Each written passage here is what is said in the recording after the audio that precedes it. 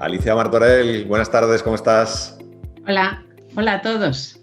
Qué gusto tenerte aquí, bienvenida al Club de los Grandes Traductores, es un honor enorme tenerte con nosotros. Muchas gracias. No, hombre, gracias a ti por invitarme. Bueno, qué bien. Pues nada, ya sabes qué es esto del club, que es nuestra membresía, nuestra iniciativa más querida, más cercana. Quizá lo mejor o lo más importante que hemos hecho en los últimos años, la verdad. Y aquí tenemos un grupo de unas 120 personas y subiendo que están formándose, que están desarrollando su carrera y bueno, todos los meses les traemos un webinar como este. Y hoy, pues, tenemos una invitada súper de lujo, que es Alicia Martorell, que la tenéis aquí con nosotros, a la que voy a hacer una pequeña entrevista de presentación antes de que empiece con su webinar. Y nada, pues sobre todo darte muchísimas gracias por aceptar nuestra invitación y participar esta tarde aquí en directo. Encantada, encantada y bienvenidos a todos y a todas. Sí, ya sabes, este colectivo es femenino, es así. Y es una de las cosas buenas que tiene, además, yo creo. Bueno, pues, ¿qué deciros de Alicia Martorell? Seguro que la mayoría ya la conocéis. Para los que no sea así, pues Alicia es una traductora española, de francés a español, pero también de inglés a español. Es una traductora veterana, con muchísima experiencia y, sobre todo, que, en mi humilde opinión, que ha contribuido mucho a lo que es hoy la traducción en España. Es la cofundadora de ASETRAD, entre otras cosas, ¿no? De la Asociación Española de Traductores, Correctores e Intérpretes. Y bueno, y para mí, además, yo siempre lo digo, que es pues como la voz de la sabiduría y la voz del sentido común. Bueno, muchas gracias. Cuando siempre que estoy contigo en alguna reunión, ya sea de ASETRAD o de alguna otra cosa, y tomas la palabra y comentas algo, me dan ganas de levantarme y aplaudir. Y bueno, creo que tienes un bagaje muy interesante a tus espaldas, y sobre todo una forma de ser que hace que siempre estés pensando en ayudar a los demás, en favorecer a la profesión y en pensar no solo en tu día a día y en tu trabajo, sino en el colectivo, que eso está súper bien. No sé si me he dejado algo en la presentación.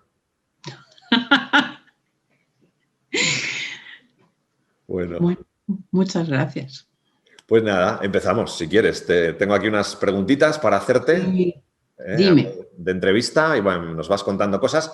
Lo primero que te quería preguntar y que quería que nos contaras, que compartieras un poquito con los miembros del club, es que nos hables un poquito de tu trayectoria. ¿Cómo empezaste en esto?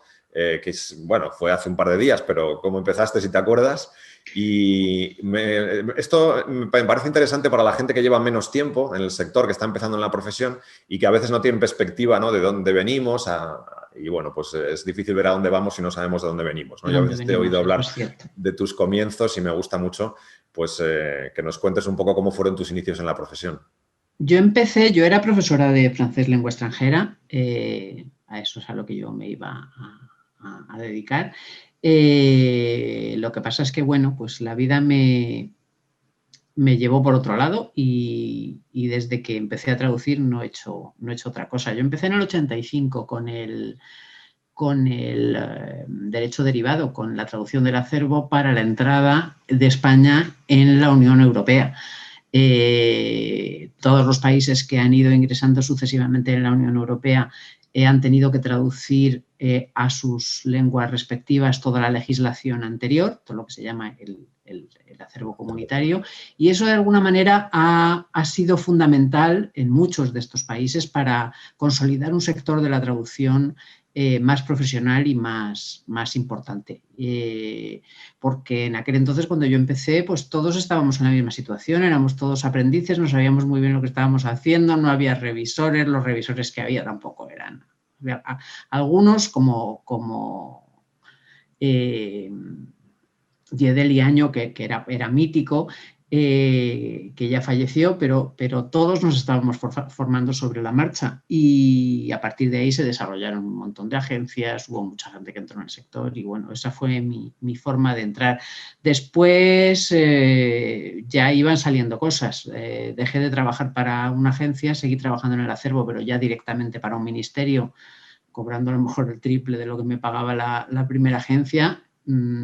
Y desde entonces, bueno, pues he seguido creando clientela. Para mí lo fundamental fue el momento con la llegada de Internet en el que pude empezar a buscar clientes fuera. Eso fue lo que marcó la diferencia. Es decir, antes tú trabajabas con las agencias de tu barrio y eso era muy limitativo y te obligaba a aceptar las condiciones tal y como lo venían, porque no tenías dónde elegir. Cuando llegó Internet empecé a trabajar fuera de España y eso me cambió totalmente la... Oye, y cuando tú empezaste que no había internet ni correo electrónico, ¿cómo te mandaban las traducciones? ¿En un sobre por correo? Las traducciones te las traía un mensajero Un mensajero. no, o las ibas a buscar tú según, digamos, la cotización que tuvieras o la urgencia que tuviera la agencia o cómo te lo montaras en cada caso. Pero entonces todo se hacía por mensajero. Y bueno, dependía también de los plazos que hubiera. Si el plazo era corto, tenía que ser así. Si no, pues cogías el metro y te ibas a... Con lo cual solamente había traductores en Madrid y en Barcelona porque en otros sitios no había agencias, o sea que es que era imposible. Y sí, y recogías la traducción en papel, la hacías en tu máquina de escribir, después ya la hacías en el Amstrad, después ya en un PC, pero aún así hasta que no hubo internet la tenías que imprimir y tenías que entregarla. Y lo mismo, o la entregabas tú o te la venía a buscar un mensajero, era la forma de trabajar de aquel entonces. Sí. Qué bueno. O sea, y empezaste en la traducción jurídica además desde el inicio, luego has ido haciendo otras cosas. Sí. Hice mucha técnica al principio, bueno, al principio hacía como todo, yo creo que todos hemos empezado haciendo lo que nos salía. Pero sí, empecé con la jurídica y luego ya empecé a dar, en el 99, empecé a dar clase, a formar traductores jurídicos. Estuve 15 años en Comillas, dando traducción jurídica y documentación, y eso también fue un hito importante porque no es lo mismo, es lo que me hizo dar el paso definitivo hacia cómo reflexionas sobre lo que haces. Yo aprendí mucho más, desde luego, de lo que enseñé mientras estaba dando clase porque empecé a reflexionar sobre esto, por qué lo pones así, por qué lo pones de otra manera, y eso es lo que te acaba distinguiendo de alguna forma como traductor, poder reflexionar sobre lo que haces y no ser una especie de carne con patas que los dedos en el teclado y escribe cosas. Para mí las clases fueron muy importantes. Luego las dejé porque, bueno, creo que ya esa etapa la había cubierto y la universidad había cambiado mucho y tampoco... Cambiaste de criterio también respecto a la universidad, ¿no? Y a lo que se puede hacer o no se puede hacer en ella. Hombre, la universidad... Antes la figura del profesor asociado, y sobre todo en Comillas eso era muy importante, era alguien que tenía otra profesión y que venía, daba unas horas y se marchaba. Eso ya en la universidad es imposible. Ya cuando entras tienes que integrarte en un proceso que es administrativo, que es de publicar, que es de investigar, que es de investigar de una manera que a mí tampoco me apetecía especialmente investigar. Y ya no, yo no me veía, o sea, yo no quería hacer carrera académica. A mí no me importaba enseñar, pero yo no quería. Tenía clarísimo que yo no quería hacer carrera académica. Entonces fue ese momento en el que dejé la universidad, pero de la universidad me ha quedado, además de el cambio mental, me ha quedado un grupo infinito de antiguos alumnos que son miles ya, y que me siguen escribiendo, me siguen preguntando, me siguen contando lo que hacen, y eso, a lo mejor aquí hay alguno o alguna, y eso es maravilloso. Eso es maravilloso porque te crea te integra dentro de la generación nueva, y eso yo creo que es fundamental. Sí, también porque tú te dejas, porque eres súper... Yo me dejo así. ¿Cómo no me voy a dejar? Cuando yo empecé a mí me ayudó mucha gente. Ves lo mínimo. Me acuerdo que cuando empecé también, una de las primeras cosas que hice hace 12 años fue buscar, alguien me dio tu teléfono y fui a Madrid para verte, te invité a un café. Sí, me acuerdo perfectamente. Yo quiero conocer... A mí me ha ayudado mucha gente y además yo no creo que podamos construir un sector sólido si no hay transmisión generacional. Es decir, yo le debo la vida a un montón de traductores que me han acompañado cuando empezaba. Algunos eran más jóvenes que yo, pero era otra generación. Y yo creo que lo mínimo que puedo hacer es devolverlo ahora y espero que la gente a la que yo pueda ayudar ahora, a su vez, cuando le toque, lo devuelva. O sea que así es como eso es el progreso, no es otra cosa. ¿Fue un poco esa tal vez la razón de crear Asetrad en su momento o fueron otras? Sí, nosotros teníamos un grupo muy bien avenido y muy bien organizado en traducción en España y eso fue suficiente durante un tiempo. Lo que pasa es que llegó un momento en el que no teníamos, sí podíamos colaborar, preguntarnos cosas, ayudarnos, todo eso estaba bien, pero no teníamos entidad para actuar de forma colectiva. Y APETI, que era la asociación que había antes, se acababa de estrellar en sus últimos avatares y nos pareció que era un buen momento y fue una cosa hija de Internet, desde luego, porque se creó en un foro de Internet y porque se construyó en un foro de Internet. Creamos una lista de Yahoo, éramos más de 200. Y discutíamos ahí los estatutos y cómo queríamos que fuera. Fue muy emocionante. Pero del primer Internet, porque de estos hace 20 años casi ya. En el 2003. En el 2003, sí, en el 2003. Sí, bueno. El primer Internet, claro, el Internet de Yahoo. Que había de Yahoo en aquel momento. Qué bueno, qué bueno. Oye, sí. Y la profesión ha cambiado mucho desde entonces. ¿Cómo ves ahora el trabajo y los cambios que ha habido en la profesión en los últimos años? Tengo que decir lo primero que de los traductores con los que yo trabajaba en la época de la máquina de escribir, casi no queda ninguno. Y tenían mi edad muchos y algunos eran más jóvenes que yo. Eso quiere decir que para resistir hay que adaptarse a los cambios y sobre todo cuando esos cambios son radicales. Es decir, yo creo que la profesión ha cambiado mucho. Lo que está cambiando ahora es muy importante, pero no es menos importante que lo que cambió con el ordenador, con Internet y con Google sobre todo. Y seguirá cambiando y habrá que adaptarse a ello, porque los que no se adapten se van a quedar en la cuneta. Eso sí que es totalmente seguro. Es decir, lo que no tiene ningún sentido es andar pensando en que en mi tiempo era mejor y no sé, no me gusta lo que está ocurriendo. Y lo que está ocurriendo te gusta o no te gusta, pero es inevitable, hay que adaptarse. Puedes incidir, puedes organizarte, pero para eso lo tienes que conocer, tienes que entrar dentro y después pues ya vas viendo qué cosas puedes intentar reconducir hacia un sistema un poco más humano. Yo creo que en algunas cosas sí que ha cambiado para mal, pero ha cambiado para mal, lo que está cambiando para mal es el mercado.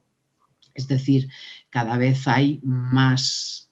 No es que ahora estemos peor que antes, hemos estado muy mal, salvo esos años maravillosos y mágicos para todo de los 90, pero bueno, eso fue una excepción. Yo creo que ahora estamos mejor, pero es verdad que la precarización está avanzando mucho, la doble, la triple intermediación, pero eso no es de la traducción, eso es de la economía y del mundo en general.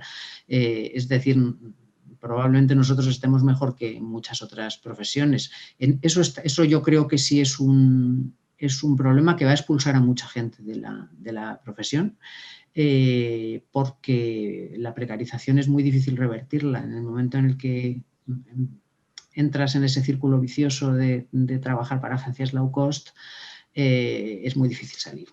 Claro. Y las cosas van a ir a peor.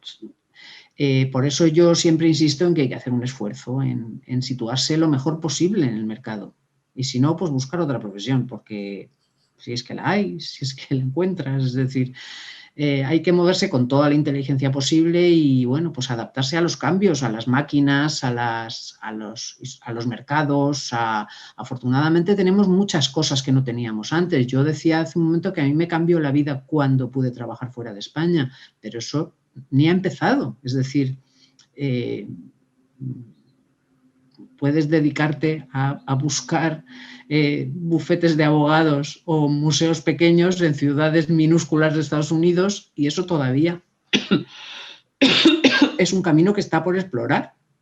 Claro. Y bueno, pues Me gusta mucho lo que comentas de posicionarse, de ir situándose, buscando clientes de más valor, porque es un poco la estrategia que nosotros les enseñamos también a los grandes traductores, ¿no? del club. Es que si no, hay muy poco futuro. No solo en esto, sino en todo.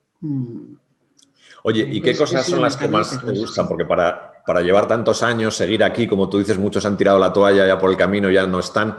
¿Por qué te gusta tanto esta profesión? ¿Qué es lo que te hace seguir ahí al pie del cañón y al día a día? A mí me gusta. Hombre, yo soy una persona bien...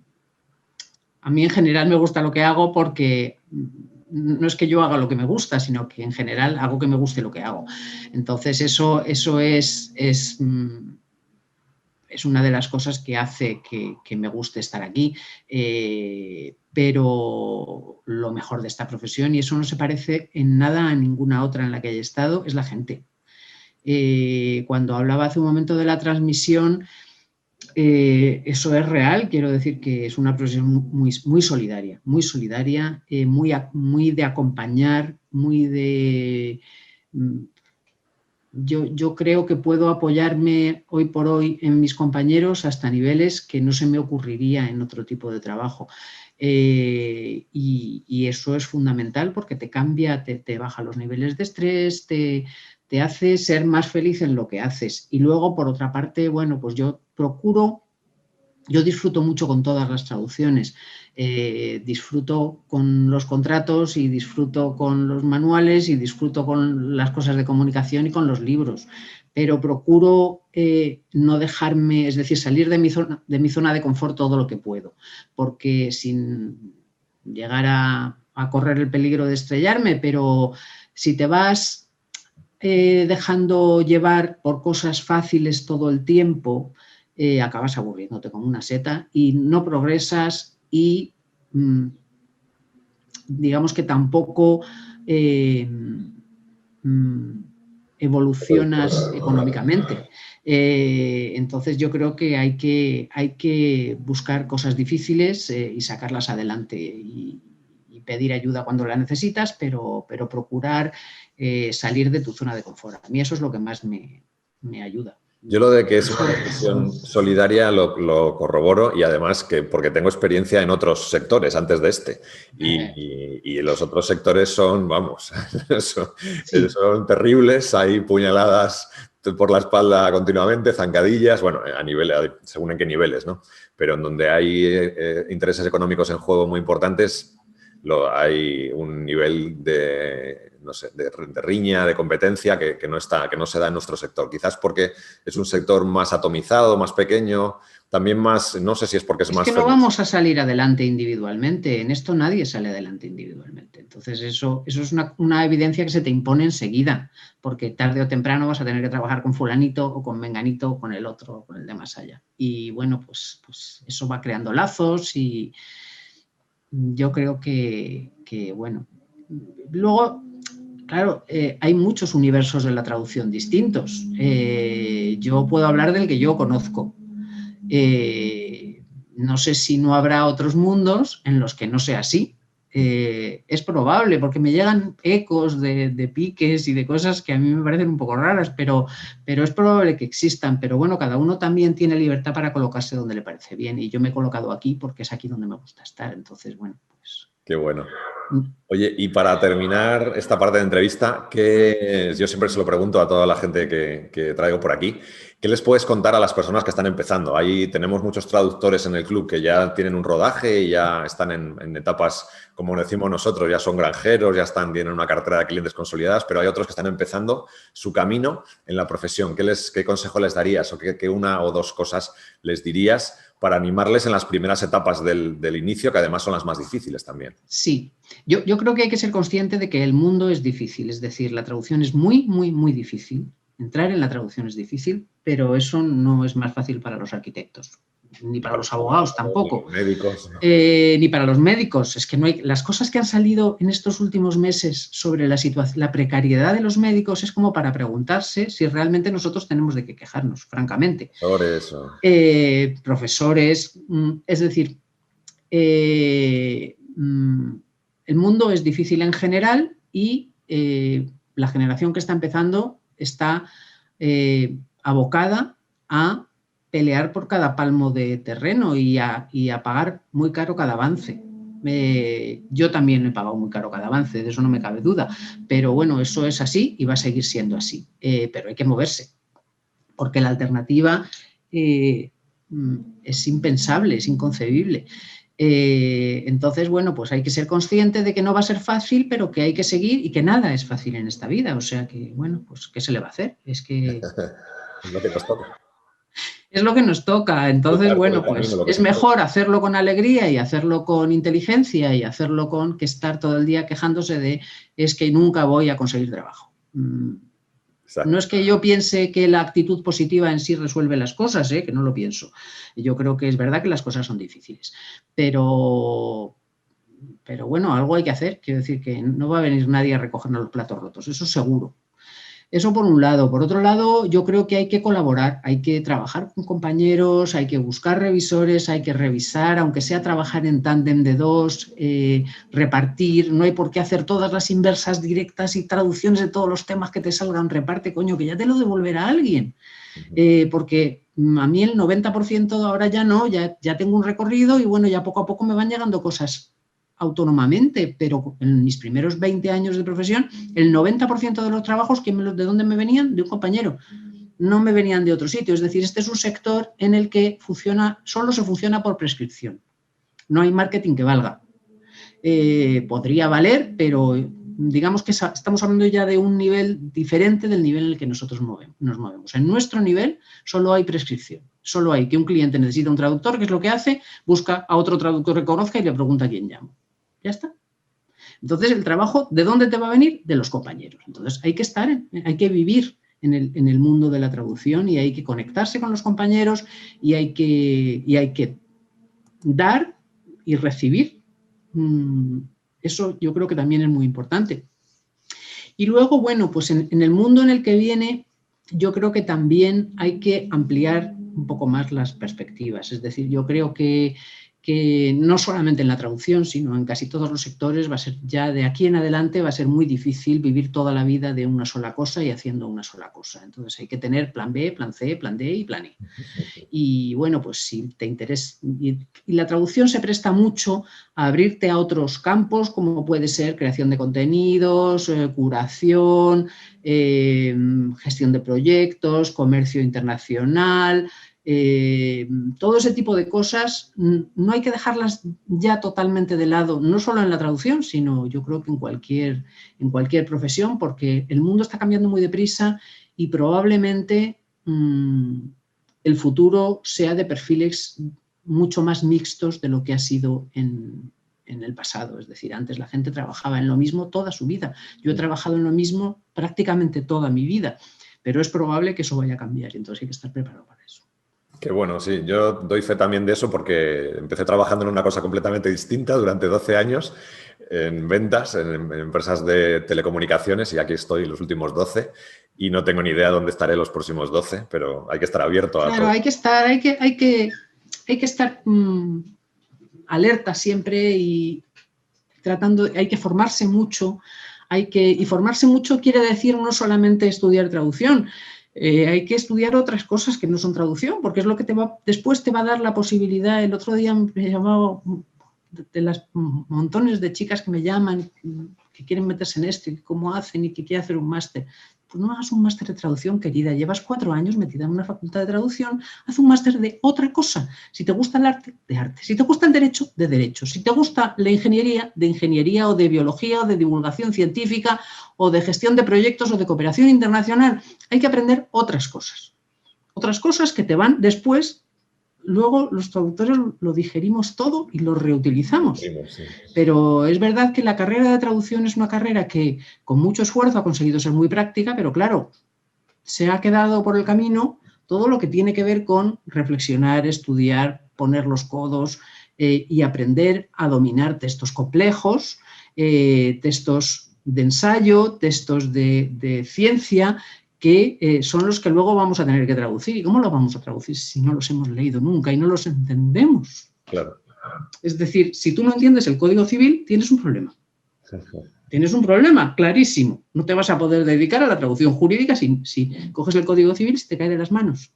Entonces, bueno, pues si te pasa eso, tienes que tratar de suplirlo con formación, formación, formación, formación. Que puede ser autodidacta, no necesita ser reglada, o puede ser espontánea o informal, pero hay que estudiar mucho, mucho, mucho, mucho, mucho. Qué bueno, muchísimas gracias por todos estos consejos. Yo creo que son súper útiles, como siempre, de la voz de la experiencia y de la sabiduría y del sentido común. Y seguro que a nuestros grandes traductores les van a venir muy, muy bien. Te lo agradezco un montón, Alicia. Pues yo me alegro.